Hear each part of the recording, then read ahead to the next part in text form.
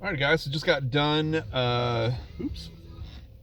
Just got done at my first geocaching event of 2021. It was the um, geocaching like film festival is the best way to put it.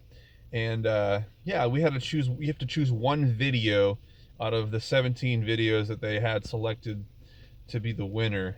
And yeah, not the best videos I've ever seen, but you guys would all be able to watch them on YouTube after the 22nd of November, and I'll put a link below in the description.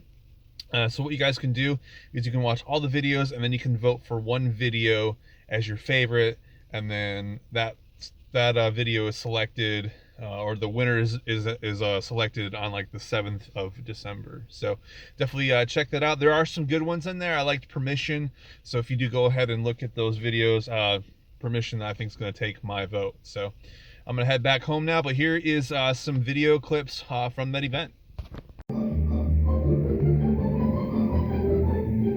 Today's lesson, finding your first traditional geocache. By now, you've learned how to create an account and familiarized yourself with your tools of the trade. It's time to find your first geocache. You'll learn what is a geocache, finding a geocache, and your post-find checklist. That was good. Have you already fulfilled your dream, Grandpa? No, one is still missing. Let's go.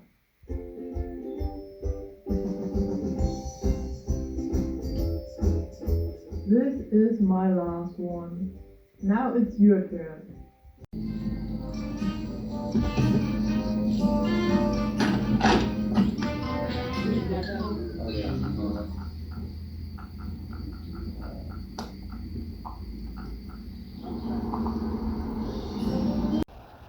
I wanted to start off this video by thanking everyone. I finally hit 1,000 subscribers on my YouTube channel, so that is super awesome. Thank you so much. If you're not subscribed, you can still be a part of the fam and join us on our seashell hunting and geocaching adventures. This is going to be an interesting video. I'm about to leave for a 10-person shell hunting trip, so we'll definitely document what they find. And then I'm also going to a geocaching event tonight. And if you're unaware what events are, you can actually log onto the geocaching website, and they have different events where geocachers come together and tell stories. But tonight they're doing like a geocaching like video night. So it's like a video awards. I've never been to one of these before, so I don't know too much about it, but that's the basics of what I know. I also wanted to share with you guys, I was able to recover one of my trackables that I released to the world back in, I think, 2011.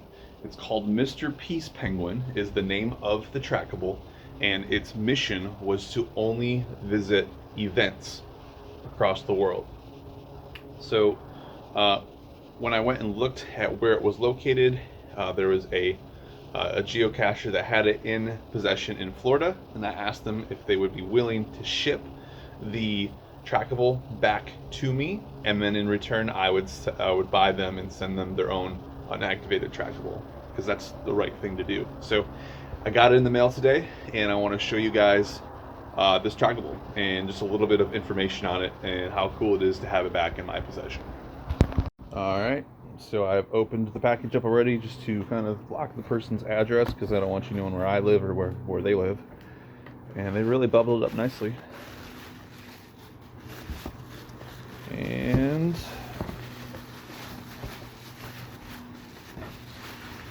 lots of bubble wrap.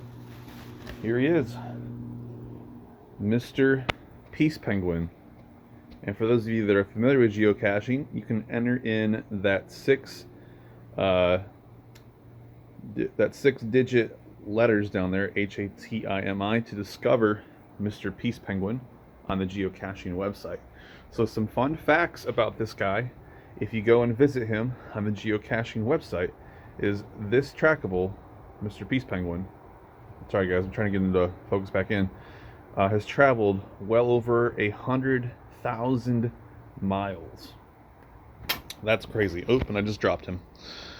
Yep, 100,000 miles this little guy has traveled. Pretty crazy. And so, basically, how they log miles is if you went to one geocache and logged it and said that this guy visited that cache with you, and then let's say you went to another geocache that was 100 miles away and logged this as visiting that geocache, it logs the miles in between the caches, and that's how it tracks how many miles this has traveled. But I think I released this back in 2011, 2012, and I got it just a few weeks ago, and it's already traveled over, I think, 111,000 miles, which is incredible. So we're actually going to bring this guy tonight to that event, and we'll be logging some more miles on him, and I'm going to keep this in my possession from here on out. It's just kind of a keepsake of mine. Really cool. Yeah, it's just super cool that this thing has traveled so many miles across the United States. So very cool. Enough of me babbling. Next thing you guys are going to see is some seashell hunting, so stay tuned for that. Alright, see what we got. So what Ooh, a nice base scallop. What's it called? A base scallop. There you go. It's a base scallop. It's mine now. There you go. I'm going to come over and film the calmest of the crew. So Yes. yeah. We found some good ones. Oh, nice. That's a beautiful nutmeg. Very good. You can take over my hole if you want. You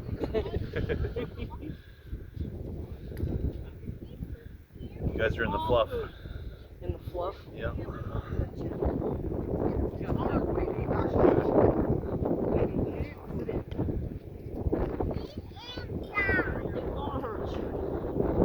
Hole back in. We can dig for shells over on our. And we got hashtag greedy grandma going on. Listen to that crunch. See what pops out here.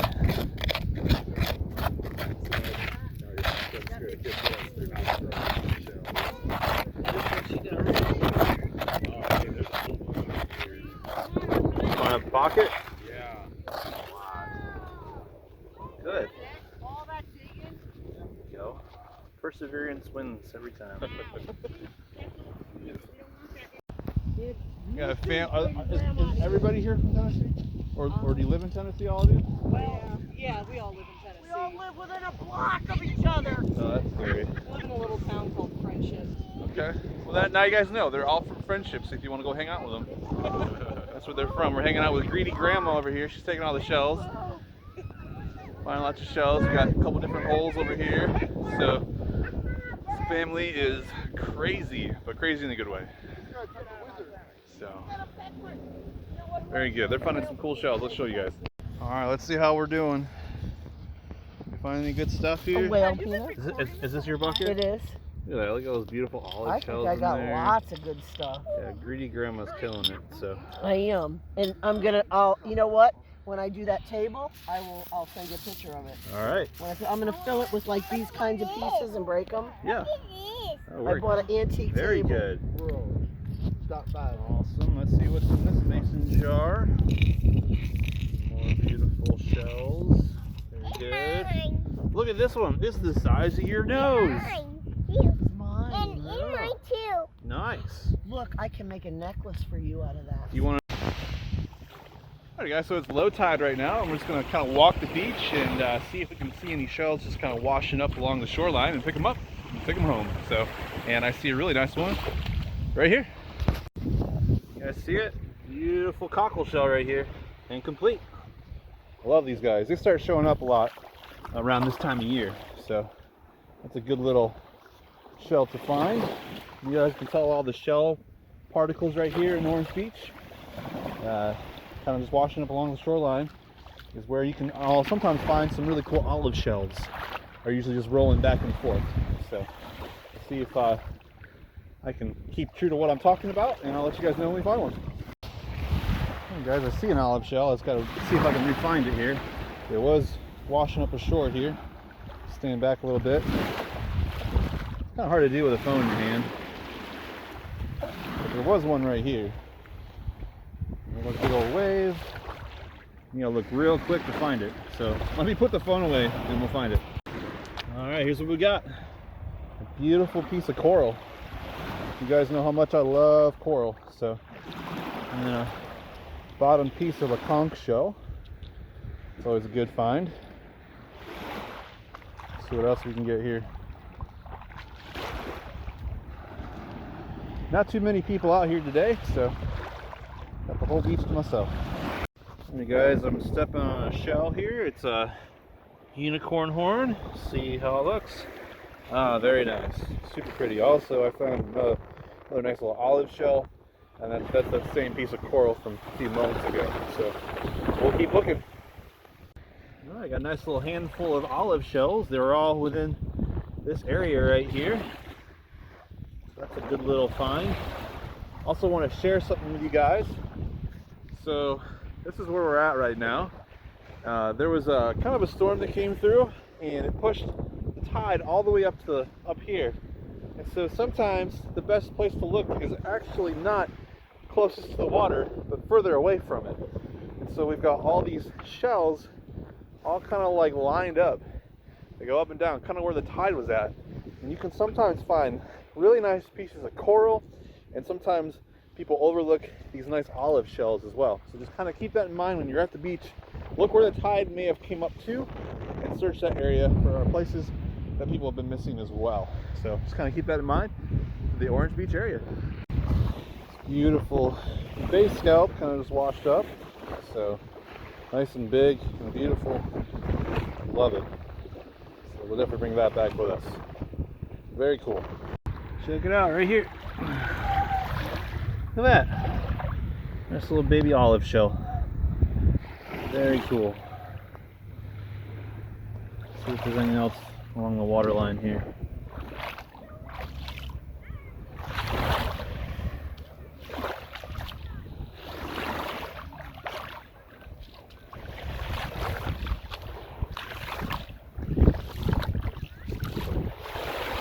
I think that's it for now.